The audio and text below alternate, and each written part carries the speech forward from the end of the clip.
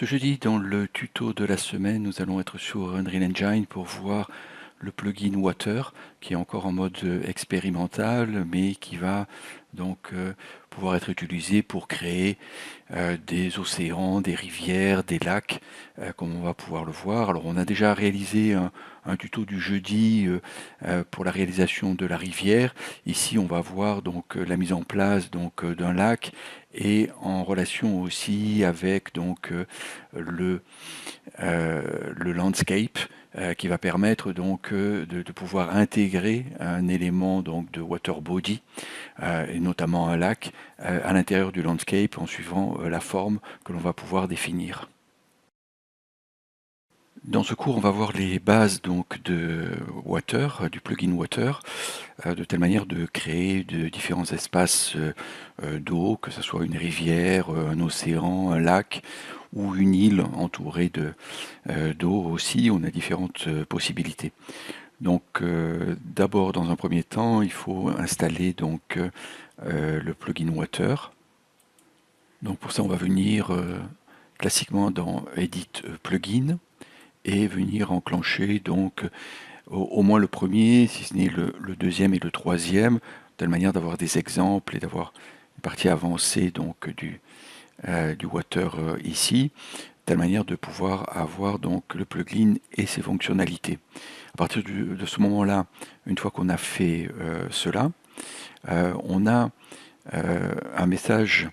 Alors si on regarde dans les messages log, les load error ici, on va avoir un message qui nous dit que les collisions, pour avoir les fonctionnalités des collisions pour le water, il faut cliquer sur Defo Engine Init, le faire entrer ici dans le fichier Defo Engine Init. Donc cliquer là-dessus permet donc de rentrer donc les collisions spécifiques au water.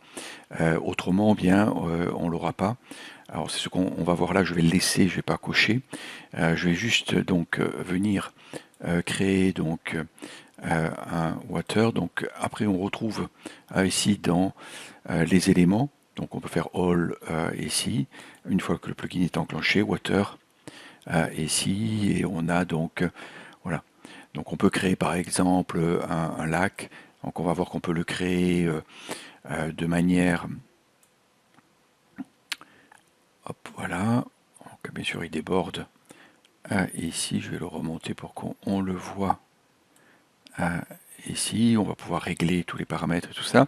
Si je viens tout de suite pour régler le problème de la collision qui permettra donc avec une bonne collision de gérer, d'aller sous l'eau ou des éléments flottants ou allant sous l'eau, s'enfonçant dans l'eau, et bien ici dans collision preset, custom, on a donc on a l'ensemble, on retrouve l'ensemble classique des possibilités et on n'a pas le water collision.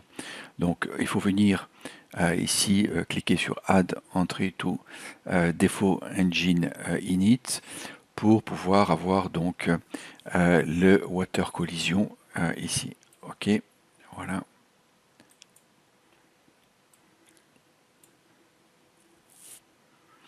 Donc du coup, custom ici, on va recommencer.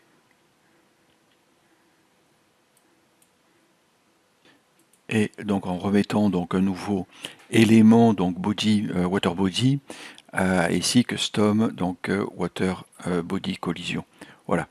Donc avec une collision classique, il y a beaucoup de choses qui marchent bien, mais avec water body collision, eh bien, on a bien entendu, c'est fait exprès, une définition donc plus plus réaliste, je dirais, de la collision donc avec l'eau et notamment avec les phénomènes donc sous l'eau.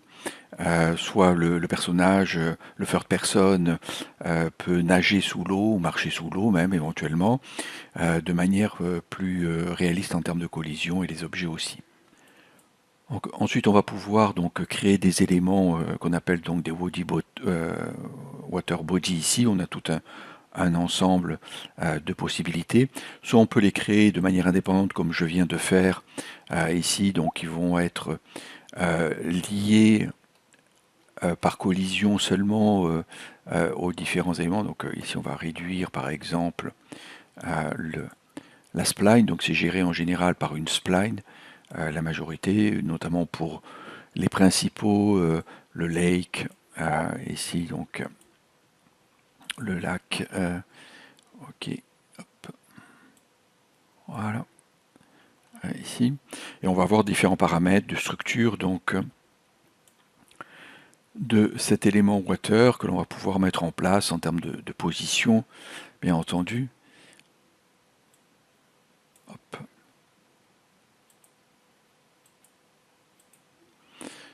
Ici, voilà, donc on peut gérer l'ensemble ici.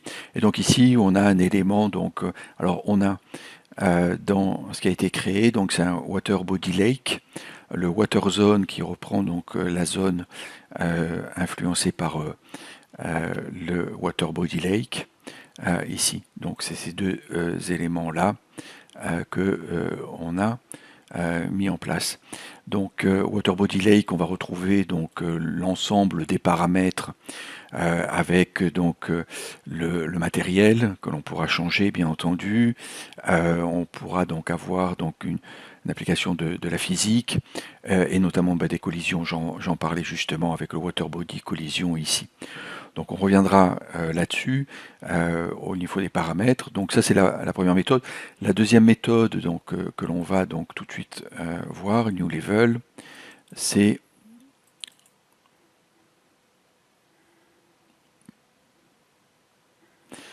la possibilité de pouvoir donc incruster un water body à l'intérieur donc d'un landscape. Donc ici on va faire create landscape, donc je laisse les paramètres par défaut, je crée juste une zone comme ça, mais on va voir que cette zone va être modifiée. Éventuellement on va imaginer que on a donc une zone avec donc un relief qui contiendra un lac ici. Ok. Voilà. Ici à ce niveau-là, avec un départ de rivière par exemple. Ok. Donc à partir de là, on va venir donc dans sélection. On retrouve en temps par water les différentes possibilités. Je reprends le body lake ici, drag and drop ici, voilà. Ok, et on met water ici, voilà. Et donc on a de la même manière un water qui vient se positionner ici, et on voit tout de suite donc la réaction, la modification donc du landscape par rapport donc au body water, au water body plutôt. Ok, voilà. Et donc selon sa profondeur, enfin sa position, et bien on va creuser donc par défaut, hein, c'est le paramètre par défaut, pour venir positionner donc le lac ici. Bien entendu, on peut rajouter des points ou modifier la position des points, voilà, et ça modifie bien donc la forme donc du landscape attenant donc au water body. Et dans l'outliner, on va retrouver donc le water body lake et le water zone, et retrouver donc le landscape et le landscape water brush manager ici, qui gère donc justement la modification donc du landscape par rapport au water body lake ici.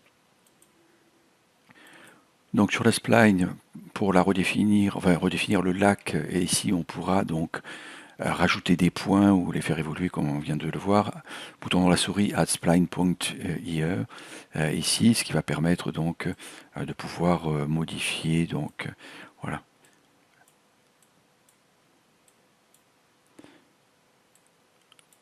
La base donc la forme du lac par exemple ici. Ok. Ensuite, principalement, bien, on va avoir des paramètres donc au niveau du water body ici qui vont jouer justement avec donc le landscape. Donc au niveau des curve seating notamment, ici on a donc ces terrains curve seating on ouvre, on vérifie bien qu'on a Affect Landscape. Alors par défaut, c'est coché et on voit le résultat. C'est effectivement on modifie le landscape, mais vérifier qu'on a bien ça. Voilà. Alors là, je l'enlève. Voilà. Donc on voit la différence ici, et on va avoir des paramètres donc au niveau donc de l'approche de la curve, au niveau de l'élévation curve 7. Le Age Offset, le Def, le Ramp et ainsi de suite, qui vont nous permettre de modifier donc effectivement l'approche du landscape par rapport au lac ici dans mon cas. Donc notamment ici, alors l'élévation curve à 7, mais le Channel Edge Offset ici, qui permet de venir coller un peu plus au niveau de la curve, d'avoir moins d'effets de transition douce du terrain donc au lac ici.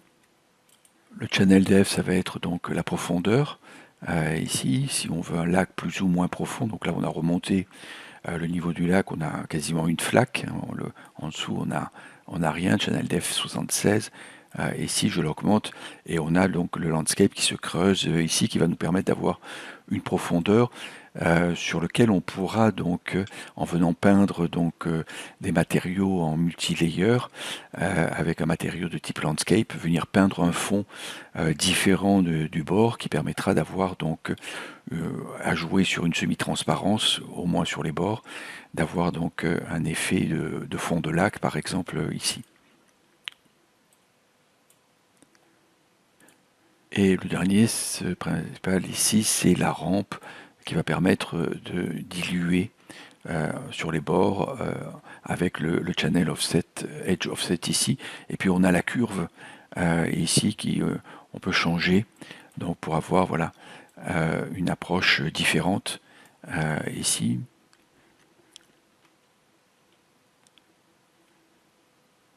Donc on pourra tester selon ce que l'on veut obtenir, donc des rampes différentes. Voilà, donc on a toute une liste ici. Voilà, ok.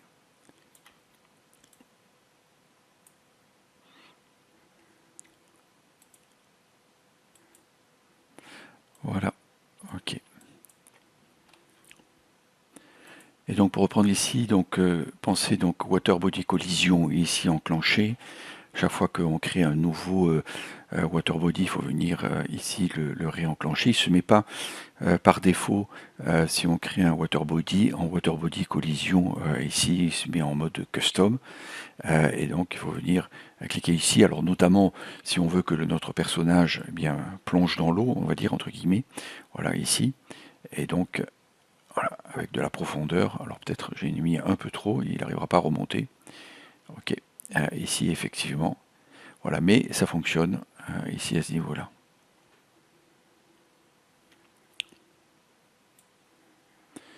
Donc on essaye avec un peu moins d'eau. Voilà. Ok, voilà. Voilà. Ok. Et donc on pourra, comme on l'a vu, donc rajouter des éléments flottants qui vont permettre donc aussi donc avec ce water body collision d'avoir des collisions donc par rapport à l'eau, d'être à moitié enfoncé selon le poids et de flotter donc sur l'eau ou de s'enfoncer complètement et d'être entraîné par le flux du courant de l'eau dans le cas d'une rivière ou dans le cas d'un lac avec les vagues que l'on va pouvoir définir. Donc voilà pour une première approche donc sur la mise en place d'un water body ici. Ça sera la même chose donc avec la rivière qu'on va voir aussi et avec les différents paramètres que l'on pourra ensuite travailler pour obtenir le résultat recherché.